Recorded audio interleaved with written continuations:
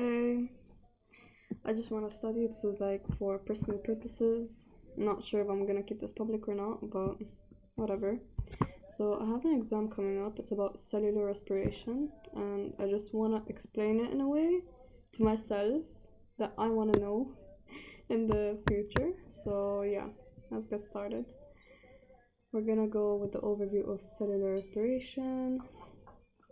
So this is what an organism obtain energy in a process called cellular respiration. During the bonds of food and oxygen molecules are broken and energy transfer from one interacting molecule to another. New compounds of ATP that form can transport energy into muscles, and the energy needed to maintain body temperature despite ongoing energy transfer to the environment is released. And here's the summarized picture of it here. It's going to happen in the mitochondrion, and there's a few steps that I want to explain first of all. So as you see in this photo, there's something called a glycolysis. The end is referred to as breaking down, and the glycol is considered as glucose. So what it means here, you're breaking down glucose and you're gonna make it small enough to enter the mitochondrion, because if it's as glucose it cannot enter it because it's too big of a molecule. So to do that, you're gonna have to break it down into two pyruvate molecules. Is pyruvate even a molecule? Okay, these are the weak questions I don't need to start asking myself now. Okay, so this happens before we begin. So this is in the cytoplasm, also known as the liquid of the cell. And here what it's gonna do, it's gonna turn the formula C6H12O6, and it's gonna take that 6 carbon and it's gonna divide it into two. So it's gonna be 3 carbon, 3 carbon, and that's gonna be the two pyruvates. So that generates ATP, in which we're gonna use later on in the electron transport chain, or also like chemiosmosis. And when it turns into the pyruvate, it's gonna be able to enter the mitochondrion. So that's when it comes to the preparatory reaction, which I'm hopefully gonna explain to you in a bit. Also, like a quick note, there's the Krebs cycle, and as I remember, because we have two pyruvates, the Krebs cycle is gonna turn 2 times because we have two of the pyruvates, not simply one. Okay, let's keep going. Yeah, as you see here, this is the glucose, the C6H12O6, that's the glucose. And cellular respiration has two main parts: the glycolysis, and it's an anaerobic process. An anaerobic process does not require oxygen, but an aerobic respiration includes Krebs cycle and electron transport, and that's aerobic, so you need oxygen to be able to complete those. So we'll get to glycolysis now. Glucose, as I said here, is broken down the cytoplasm through a process of glycolysis, and 2 molecules of ATP and 2 molecules of NADH are formed with each molecule of glucose that's broken down. And in this figure 11, we're gonna follow as we read about the steps. First, we have 2 phosphate groups that derive from the 2 molecules of adenosine triphosphate are joined into glucose. And we notice that some of the energy to ATP is required to start the reaction to produce the energy for the cell. And as you saw here earlier, the 6 carbon molecules are broken down to 2 carbons, so it's 3 carbon compounds, and the 2 phosphates are added, and electrons and hydrogen ions combine to 2 NAD plus molecules to form 2 NADH molecules. So a little note here, the electron carriers that we're going to have is NADH and FADH2. Okay? An NAD plus is similar to NADP, which is the electron carrier in photosynthesis. And last, the 2 3-carbon compounds are converted to molecules of pyruvate. At the same time, 4 molecules of ATP are produced. Yeah, so that's what you got here. Here's the little photo if you want to look at it for a moment. Yeah. So now we get to the Krebs cycle. And the glycolysis has a net result of 2 ATP and 2 pyruvate molecules. Most of the energy from the glucose is still contained in the pyruvate. And in the presence of oxygen, pyruvate is transported into mitochondrial matrix, where it eventually converts into carbon dioxide. The series of reaction in which pyruvate is broken down to carbon dioxide is the Krebs cycle. And by the way, as I remember, in the Krebs cycle, you're gonna keep breaking down the CO3, and you're gonna create a lot and release a lot of CO2. Okay.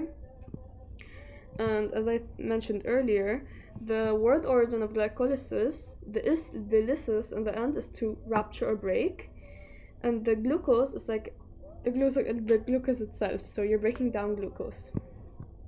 So now for the preparatory reaction, just a little note here, because we just want to reshape the pyruvate, so it's gonna turn that carbon, the 3 carbon, and it's just gonna reshape it a bit until it looks like an acetyl CoA. So prior to the Krebs cycle, this is the preparatory reaction now. The 3 carbon need to react with the coenzyme A or CoA to form 2 carbon intermediate called acetyl CoA and carbon dioxide. So these 2 are gonna be formed, and honestly, it's not really something changing. It's simply that we're gonna turn the pyruvate into an acetyl CoA. It's just like you light a candle, and just because you want to change how the wax is shaped, you just light it up and you change its shape and it stays the same, you know. That's kind of the goal for it here. So NAD plus is converted to NADH. Carbon dioxide is given off by the cell. Since there are there's 2 molecules of pyruvate for every preparatory reaction, it results in the production of 2 carbon dioxide molecules and 2 NADH molecules. And then we move the acetyl CoA to the mitochondrial matrix. So here, I don't know if I really mentioned this earlier or not, but since we have 2 pyruvate, we're gonna have the citric acid cycle turn twice. But like, I'm still unsure if this is true or not. I just remember learning that. So now we go to the Krebs cycle, and we're gonna read it out loud here. The Krebs cycle begins with acetyl CoA combining with a 4 carbon compound to form a 6 carbon compound known as citric acid. Do we get it here? Or are we still confused? Okay, I'm actually kind of curious in this part. We're just gonna research it, even though I do know it.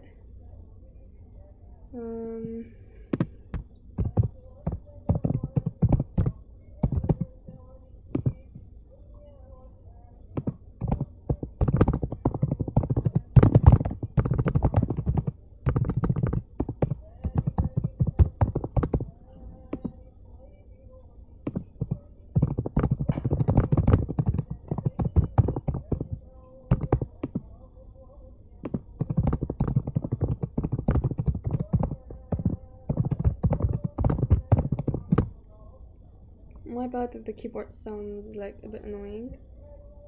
Oh, there's Quizlet and Lumen Learning. Let's try this.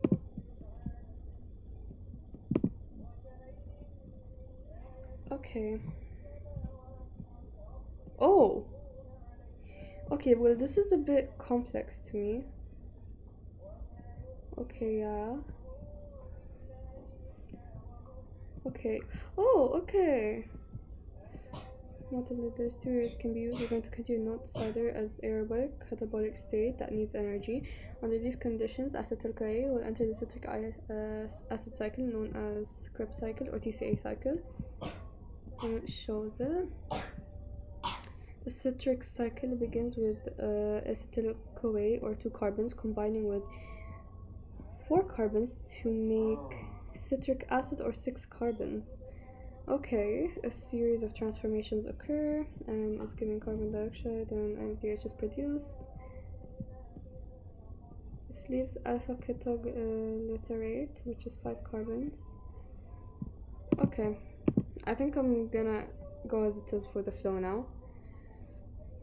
So the citric acid is then broken down in the next series of steps, releasing 2 molecules of carbon dioxide and generating 1 ATP, 3 NADH, and 1 FADH2. As I mentioned, NADH and FADH2 are going to be our electron carriers. FAD is another electron carrier similar to NAD plus and NADP plus. And then acetyl CoA and citric acid are generated and the cycle continues. So let's look here. Pyruvate from the glycolysis. CO2, the NAD plus turns into NADH. Here's the acetyl-CoA there. And then that's where the citric acid begins. And the 5 carbon molecules. Oh yeah, that is a lot of formations here. Wow. Okay. And just a note here that after the citric and acid cycle, you're going to release a lot of carbon dioxide, like a lot of them, because that's the goal, is to keep breaking down the carbon trioxide, you know. Okay, so let's recall that the 2 molecules of pyruvate are formed during glycolysis, resulting in 2 turns of the Krebs cycle for each glucose molecule, as I told you. The net yield from the Krebs cycle is a 6 carbon dioxide molecule, 2 ATP, H NADH, and 2 FADH2. 10 NADH and 2 NADH2 move on to play a significant role in the next stage of aerobic respiration. Okay, now I'm just gonna sit down here before we start to the next part, and we're just gonna like think and process all that we did. Okay. Just to give a little recap, this is gonna be by voice, so it's you should take a paper and start writing notes down. On the top, write a header as glucose, like in the middle of the page, and put a arrow down and write glycolysis, and next to it write C6 as carbon and 6, the tiny 6, and down there put a tiny arrow and write 2 pyruvate, and next to it write 2 times C3, so it's like 3 carbons, you know. So here we already mentioned how it's breaking down and it has the 2 pyruvates, and you're gonna put 2 arrows. One is gonna be for aerobic, one is gonna be for fermentation.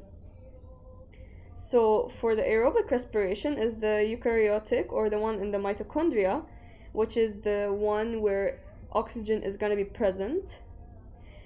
It's going to happen in the Krebs and citric acid cycle, and it's also going to happen in the electron transport chain.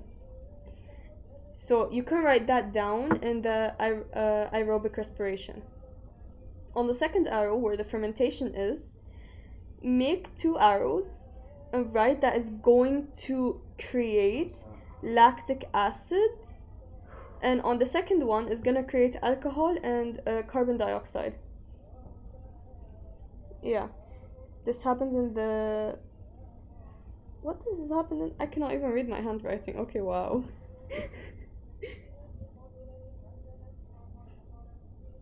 It looks like enzymes, but I don't remember writing a Z. Okay, you know what? We're just gonna ignore that last part what I just said. But like the lactic acid, alcohol, and carbon dioxide, okay, yeah, you need to keep that there. So the fermentation, by the way, is the prokaryotic one, which happens in the cytoplasm, and it can happen, or it can be formed without the use of oxygen. That's just a note here. Okay. So we got this. Yeah, we probably got this. Okay. By the way, in the end, where it's gonna be the... where do I call it? Okay, we're not gonna go through here part. Like, not yet. We're gonna go back to where I showed you the electron transport chain and chemiosmosis. So you're gonna have the ETC, also electron transport chain, and chemiosmosis. By the way, if they're gonna ask you what ETC is, ETC is oxidative phosphorylation. This is the ETC.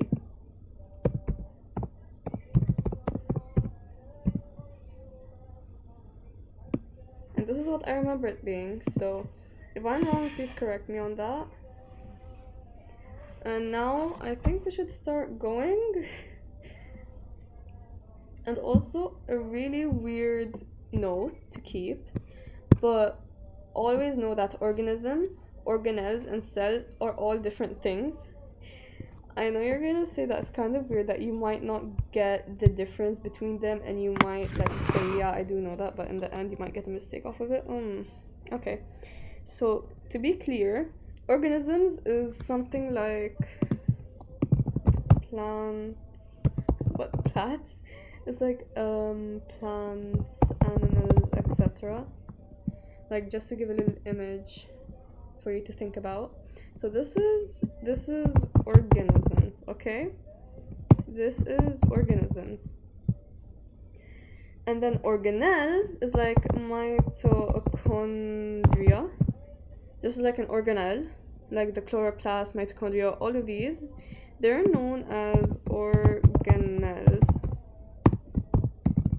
Okay, my bad for the keyboard noises. And now the cells is like eukaryotic cells and prokaryotic cells.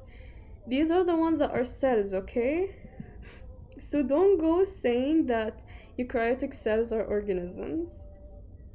I'm not gonna try to foreshadow anything, but I think you can imagine from here.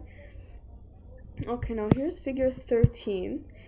And now this is the electron transport chain. The electrons move along the mitochondrial membrane from one protein to another. They start off the electron transport chain begins with 10 NADH molecules and the 2 FADH2 molecules releasing electrons. The released electrons move along the mitochondrial membrane from one protein to another. Here, I think, is it the inner mitochondrial membrane? Yes, okay. The energy carriers are converted to NAD plus and FAD, and H plus ions are released into the mitochondrial matrix.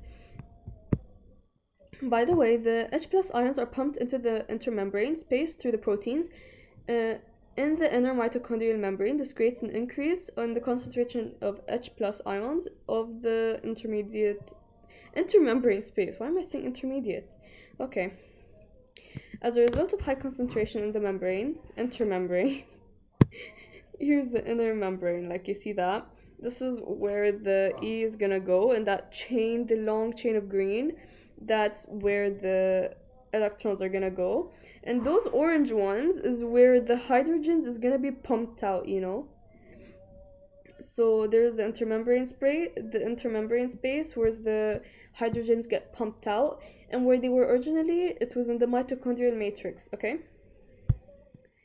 So as a result of high concentration in the intermembrane space and a low concentration in the mitochondrial matrix, the H plus ions diffuse into their concentration gradient back across the inner mitochondrial membrane and into the mitochondrial matrix through the ATP synthase proteins and chemiosmosis. As the H plus ions move through the ATP synthase, ADP is converted into ATP in the mitochondrial matrix. So look, this is just like a scale. And when the scale gets too much on one side, it needs to start and equalize itself. So you see there's a shift, like one has more than the other. So the H plus ions, they go to this, what you call an ATP synthase. Okay, no funny jokes here. Okay, that's not funny even. They go through the ATP synthase and they go inside back into the mitochondrial matrix. Okay, we got that part right. Okay, and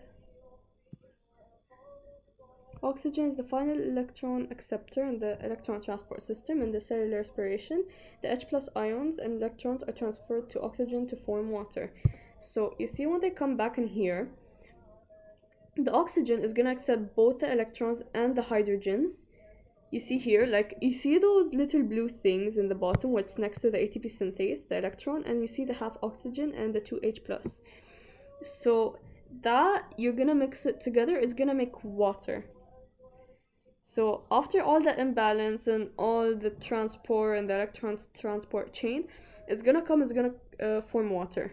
We got that part.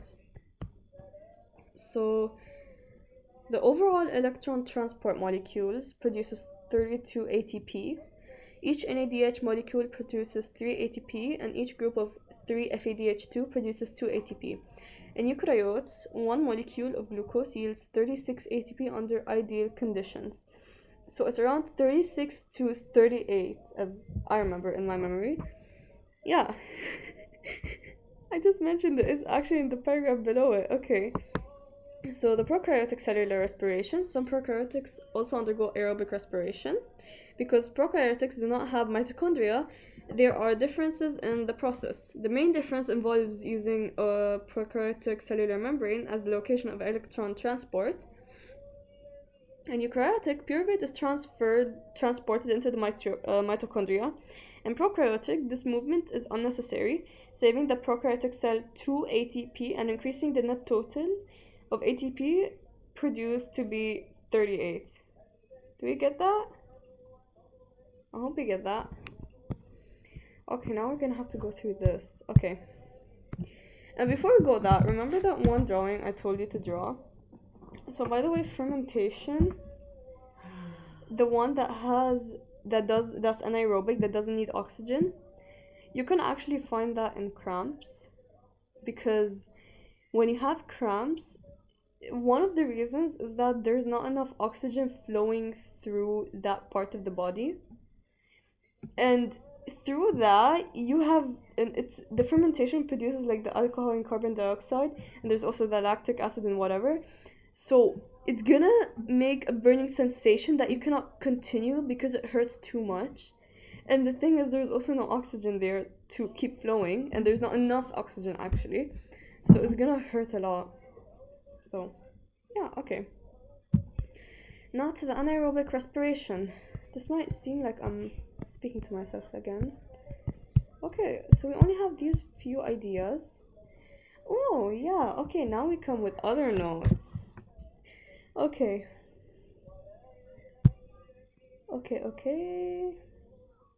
Oh yeah, did I forget to mention that all the way here, when we're gonna do the Krebs cycle, when the 2-pyruvate turns into acetyl-CoA, it's also gonna be 2 acetyl-CoA and not just 1. Or is that just common sense? We're just gonna consider it like, yeah. Oh yeah, also by the way here, where did we go? When we talked about the cellular respiration here, about the ATP produced being 36 to 38, this is per 1 glucose. It's not for both of them. You don't divide the 36 to 2, no, it's for one singular glucose. So for one turn and all that we did, for only one of them, one of the pyruvates, or what you can say one of the acetyl-CoA, it's gonna be 36 to 38. It's not gonna be for both of the glucose, okay? And also, what else do we have? The anaerobic respiration. I'm just gonna look at my notes for a moment. Just give me a moment. Oh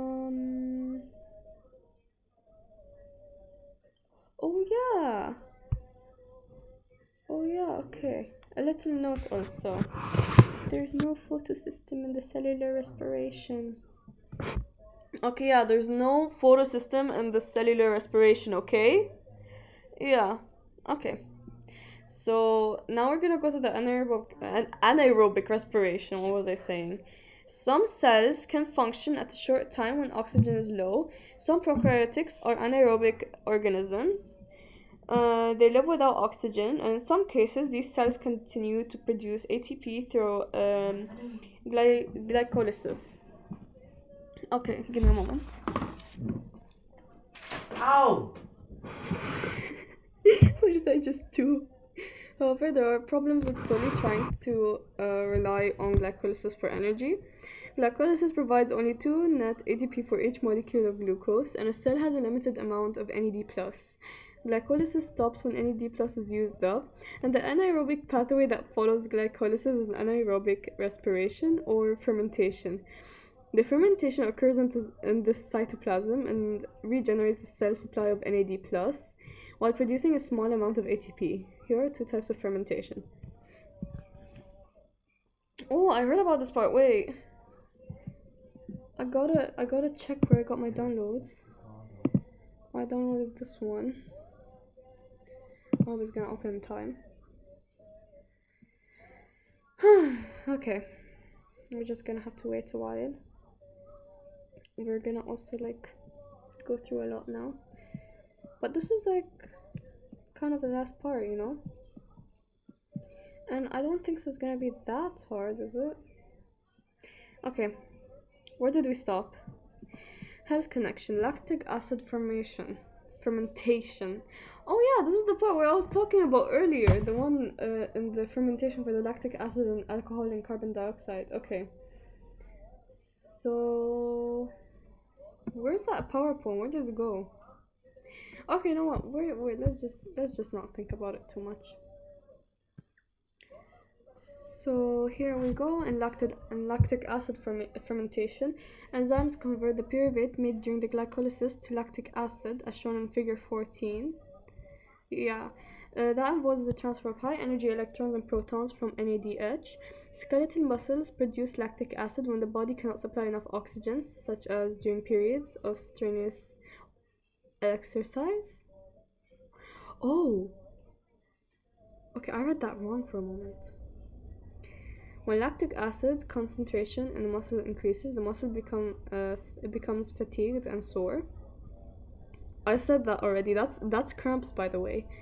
When the lactic acid concentration muscle cells increase, the muscles become fatigued and sore. Okay, yeah, we got it. Oh. Okay, yeah. We got here.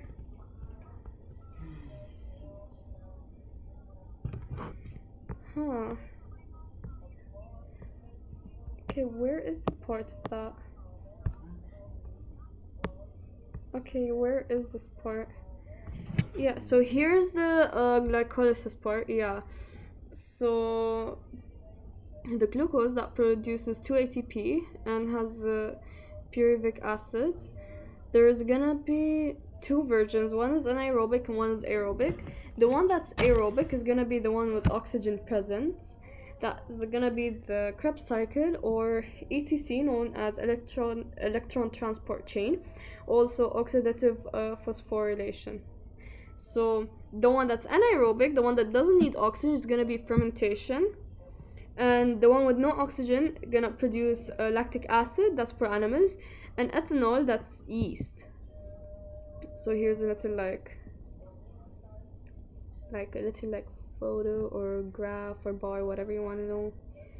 So as we said, for the aerobic that needs it, it occurs in the mitochondria, and the glycolysis will occur. The ATP yield, or the net, or the whole thing that we're gonna be getting in total, is gonna be 36 to 38. Okay, so the glucose will be completely broken down, and the end product is water and CO2. As we said, after the Krebs cycle, there's gonna be a lot of CO2 released, so this is what is supposed to be expected.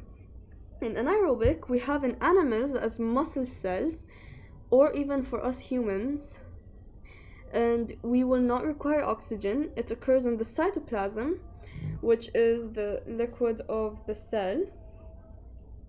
Okay, what am I saying now? Oh yeah, it is in the cytoplasm. Why am I doing this? So for all of them, glycolysis occurs. So glucose will be broken down. For here we have 2 net, and it's about 2 to 4 ATP. But on the anaerobic one, the glucose will not be produced completely, broken down completely. What am I even saying at this point? So it's not gonna be broken down completely, and you're gonna produce lactic acid. In the yeast, you're also not gonna require oxygen. It's gonna also happen in the cytoplasm. Your glycolysis will occur, and it's gonna be the same majorly like the animal and muscle cells, but the thing is, your end products is gonna be ethanol and carbon dioxide.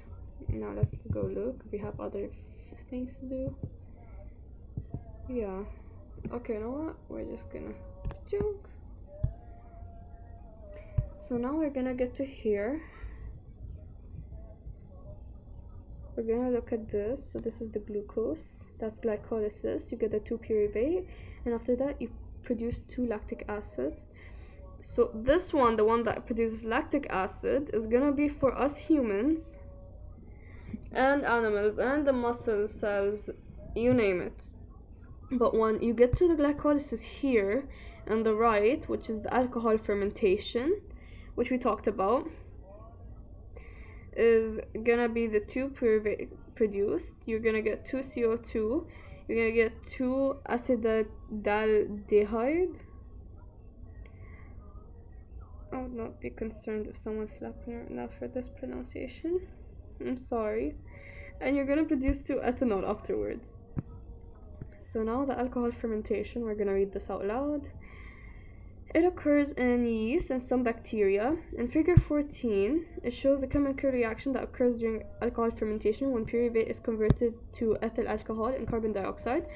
Similar to lactic acid fermentation, NADH donates electrons during this reaction and NAD plus is regenerated. So science usage versus common usage.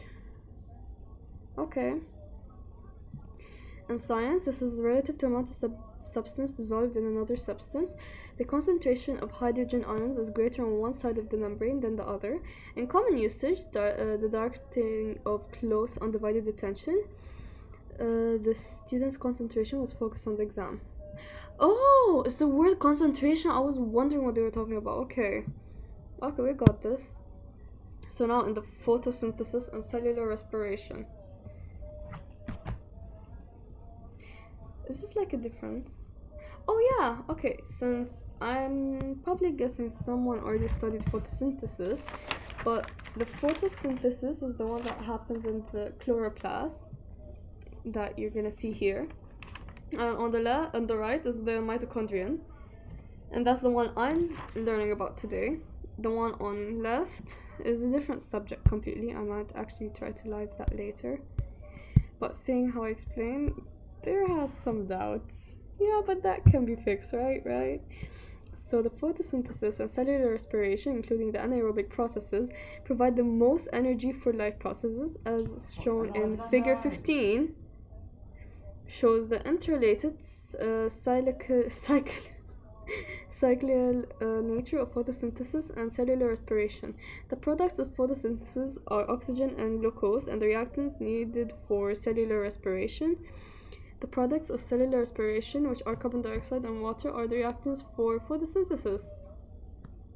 You guys see that? Okay.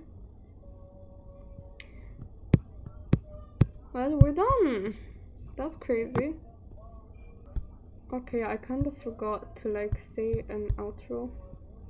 I don't have an outro, but I'm just saying that I'm kind of glad I got to finish the cellular respiration lesson.